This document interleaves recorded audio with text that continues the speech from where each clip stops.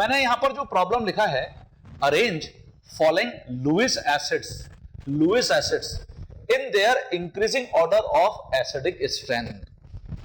आपको मैं याद करा दूं, लुईस एसिड्स हमने ये बॉन्डिंग में भी पढ़ा, और अभी जब आप आयनिक इक्विलिब्रियम पढ़े वहां पर भी आपने एसिड बेस कॉन्सेप्ट में आर्हेनियस का acid base concept, Bronsted Lowry का एसिड बेस कॉन्सेप्ट, और ऐसे ही लुईस का एसिड बेस कॉन्सेप्ट पढ़ा है। तो देखिए, जो लुईस एसिड्स हैं, लुईस एसिड्स का यहां पर मीनिंग है इलेक्ट्रॉन एक्सेप्टर स्पीसीज। और ये जो इलेक्ट्रॉन एक्सेप्टर स्पीसीज हैं, इसका मतलब जहां पर सबसे ज्यादा इलेक्ट्रॉन डेफिशिएंसी होगी, that is maximum electron deficiency. Electron deficiency represent greater Lewis acidic strength।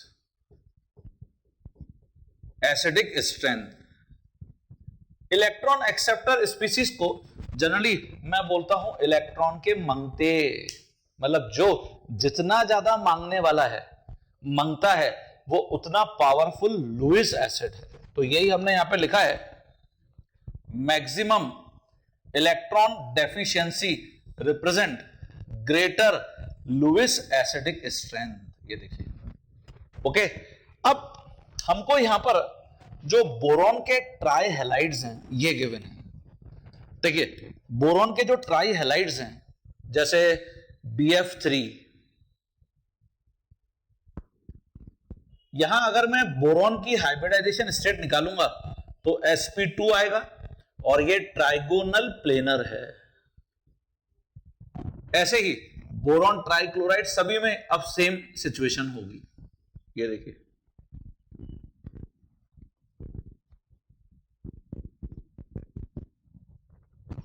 Boron try bromide में भी यही हो,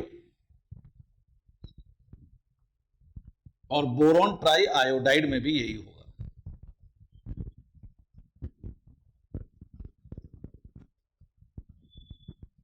ठीक है। अब आप अगर खुद गैस करना चाहें कि कौन सबसे अच्छा लुईस एसिड होगा, तो हम on the basis of electronegativity ये गैस कर सकते हैं कि फ्लोरीन। देखिए, बोरॉन यहां पे लुईस एसिड क्यों है सभी कंपाउंड्स के अंदर, क्योंकि बोरॉन का जब मैं इलेक्ट्रॉनिक कॉन्फ़िगरेशन लिखता हूं, ये देखिए बोरॉन, इसका ग्राउंड स्टेट में configuration 1s2 2s2 and 2p1, ये इसका ग्राउंड स्टेट में कॉन्फ़िगरेशन है। लेकिन अगर मुझे बोरॉन को ट्राइवेलेंट रिप्रेजेंट करना है तो हम फर्स्ट एक्साइटेड स्टेट में इसका कॉन्फ़िगरेशन लिखते हैं। ये ऑलरेडी हम सब पॉइंट्स को डिस्कस कर चुके हैं। ठीक है, तो यहां 1 electron from 2s get excited to 2p। ये देखो, ये, और इस सिचुएशन में अब हर हेलोजन एटम, ये देखिए, एक जैसे फ्लोरीन यहां, एक फ्लोरीन यहां, एक फ्लोरीन यहां, ये एम्प्टी p ऑर्बिटल रह गया है। It is empty p orbital. ये जो एम्प्टी p ऑर्बिटल है, ये बोरॉन की इलेक्ट्रॉन डेफिशिएंसी के लिए रिस्पॉन्सिबल है ना, responsible for electron deficiency of boron. ये देखिए, अब on the basis of electronegativity अगर हम जाते हैं, on the basis of electronegativity of halogens, electronegativity of halogens, क्या सोचोगे आप? ऑब्वियसली आप ये सोचोगे कि फ्लोरीन सर सबसे ज्यादा इलेक्ट्रोनेगेटिव है, तो बोरॉन जो पहले ही इलेक्ट्रॉन डेफिशिएंट है, बोरॉन को और ज्यादा इलेक्ट्रॉन डेफिशिएंट फ्लोरीन बना सकता है। On the basis of electronegativity of halogens, fluorine जो मोस्ट इलेक्ट्रोनेगेटिव है, most electronegative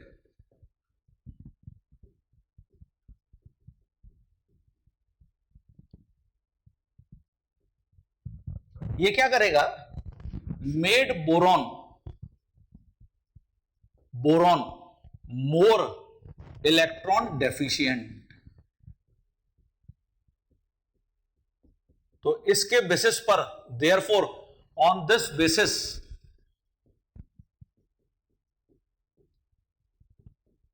boron trifluoride would be strongest Lewis acid. ये देखिए, इसको स्ट्रॉन्गेस्ट लुईस एसिड होना चाहिए, but answer is just reverse. Boron trifluoride जो है वो वीकेस्ट लुईस एसिड है, but answer is just reverse.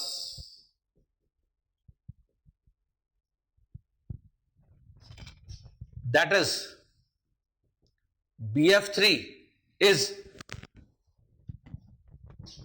weakest Lewis acid। ये देखिए,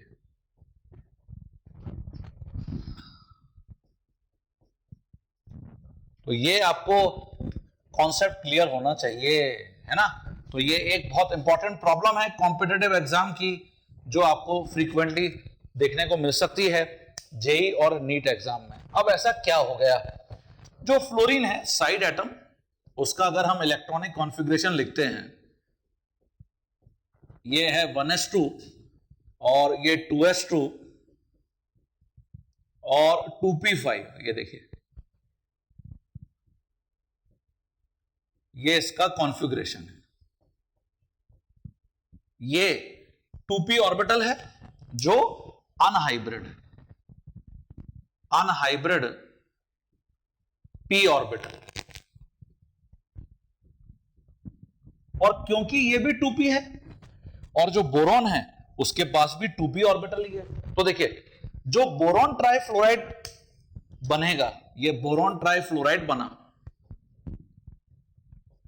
ये देखिए, जैसे ही ये जो अनपेयर्ड इलेक्ट्रॉन है फ्लोरीन का, वो बोरॉन के किसी भी एक अनपेयर्ड इलेक्ट्रॉन से पेयर होगा, तो इसका मतलब यहां पर फ्लोरीन का जो p ऑर्बिटल है वो कंप्लीटली फिल्ड हो जाएंगे। ये बोरॉन का एक अनपेयर्ड इलेक्ट्रॉन है, ऐसे ही हर एक फ्लोरीन के साथ बोरॉन का एक एक अनपेयर्ड इलेक्ट्रॉन क्या हो जाएगा, पेयर्ड हो जाएगा। तो देखिए हो ये रहा है, फ्लोरीन का 2p ऑर्बिटल, ये फ्लोरीन का 2p ऑर्बिटल, ये कंप्लीटली फिल्ड है। ये देखिए, मतलब कंप्लीटली फिल्ड मतलब ये जो मैक्सिमम 2 इलेक्ट्रॉन्स आ सकते हैं वो इसमें आ गए हैं, एक फ्लोरीन का खुद का है और एक बोरॉन के साथ आ रहा है, और ऐसे ही सभी फ्लोरीन के साथ हो रहा है। ये देखिए, ये सभी कंप्लीटली फिल्ड हैं ये, और ऐसे ही यहां पर ये देखिए। और जो बोरॉन है it has 1 empty 2p orbital, ये empty 2p ऑर्बिटल है, empty 2p ऑर्बिटल, ये देखिए, ठीक है। नाउ अब होता यह है कि जो बोरॉन का empty 2p ऑर्बिटल है, क्योंकि ये भी 2p है और फ्लोरीन का भी 2p ऑर्बिटल है, ये साइड वाइज ओवरलैपिंग कर लेते हैं। ये देखिए, साइड वाइज ओवरलैपिंग, ऐसे ही सभी फ्लोरीन के साथ हो सकता है ऐसा। ये देखिए, मतलब ये हुआ कि ये जो बोरॉन ट्राइफ्लोराइड में यहां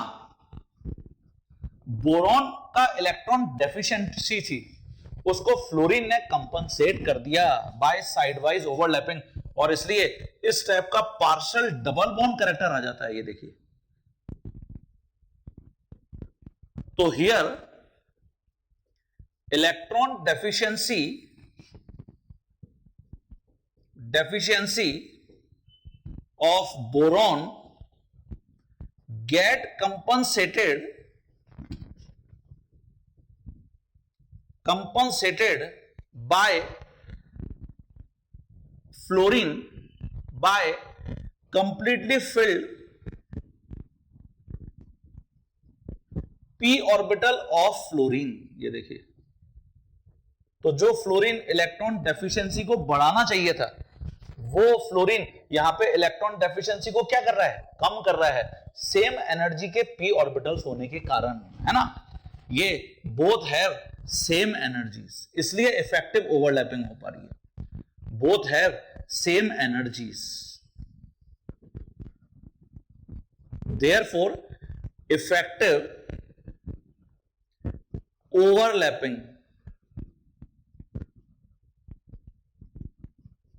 अकर्ड। ओके, और ये जो यहां पे साइडवाइज ओवरलैपिंग से एक पाई बॉन्ड टाइप का बना है, इसका जो टाइप होगा ऑब्वियसली आप इसको पी पाई बॉन्ड बोलेंगे, और इसको जनरली बैक बॉन्ड बोला जाता है।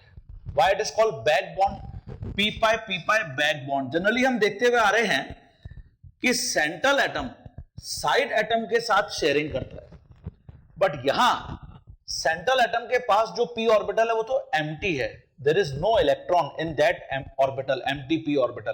तो यहां साइड एटम अपना जो इलेक्ट्रॉन पेयर है वो सेंट्रल एटम के एम्प्टी p ऑर्बिटल के साथ शेयरिंग कर रहा है, तो इसलिए हम जनरली इसको यहां पर डिफाइन करते हैं बैक बॉन्ड, p पाई बैक बॉन्ड। अब क्या इस टाइप का back bond boron chlorine, boron bromine, boron iodine इसमें नहीं बनेगा क्या? तो देखिए, जो BCl3 है, ऑब्वियसली जब तुम क्लोरीन का कॉन्फ़िगरेशन लिखोगे, जैसे अभी तुमने फ्लोरीन का लिखा, तो क्लोरीन का क्या लिखोगे, यहां पे पहले नियॉन लिख दोगे 3s2 3p5, तो 3p ऑर्बिटल है जहां पे अनपेयर्ड इलेक्ट्रॉन प्रेजेंट है, मतलब ये 3p ऑर्बिटल, ये देखिए ये कंप्लीटली फिल्ड है 3p ऑर्बिटल। बोरॉन का स्टिल 2p ऑर्बिटल ही चल रहा है। ऐसे ही जब आप BBr3 को देखोगे, तो जो BBr3 है उसमें ब्रोमीन का ये 4p ऑर्बिटल हो जाएगा,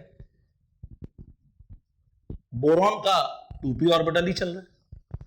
और आप जब Bi3 में आयोडीन को देखेंगे, तो आयोडीन का यहां पे 5p ऑर्बिटल चल रहा है, ये देखिए, और बोरॉन का 2p ऑर्बिटल ही है।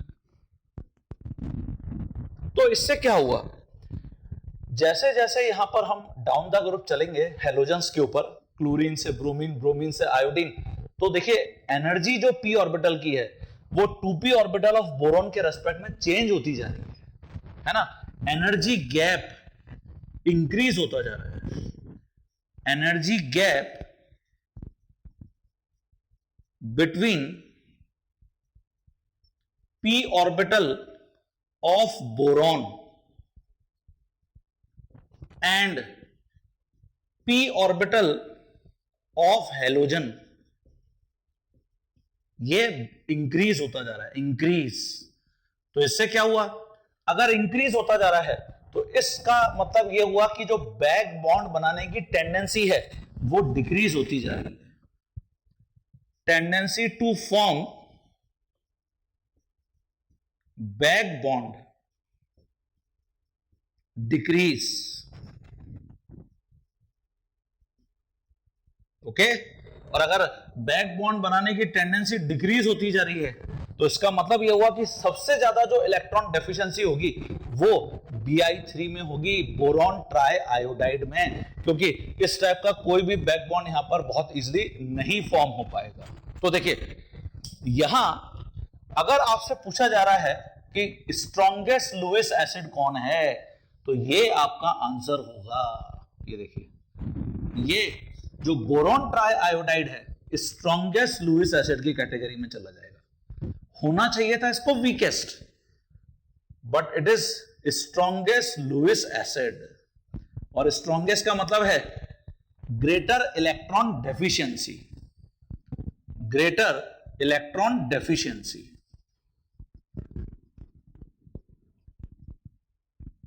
ओके, और जो बोरॉन ट्राइफ्लोराइड है वो वीकेस्ट लुईस एसिड होगा।